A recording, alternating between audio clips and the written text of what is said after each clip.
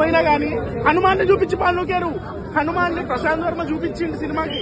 మీరు దేవుణ్ణి గుళ్ళో చూస్తుంటారు, థియేటర్ లో చూస్తారు. ఈసారి థియేటర్ లో దేవుడి బ్యాక్గ్రౌండ్ అసలు చెప్తున్నా కదా, దేవుడికి బ్యాక్గ్రౌండ్ స్కోర్ కొట్టాడు భయ్యా. ఏం చెప్పాను, ఇక దేవుడు వస్తుంటుంటే బ్యాక్గ్రౌండ్ స్కోర్ కొట్టాడు. ఇక నేను అసలు నేను ఇంతవరకు ఎప్పుడు ఇట్లా రివ్యూ లేదు కానీ సినిమా గూస్ బంప్స్ కాదు కానీ ఇక చెప్తున్నా, గుండెల నుంచి వచ్చేస్తుంది, కన్నుకొని వస్తుంది, ఇట్లా గుండె ఇట్లా కదులుతుంది సినిమాలో. ఆ హనుమంతుని చూపించే విధానం గాని, అసలు స్టోరీ గిరి ఇవేం మాట్లాడను, స్టోరీ అన్ని సినిమా ఎక్కడ బోర్ కొట్టదు.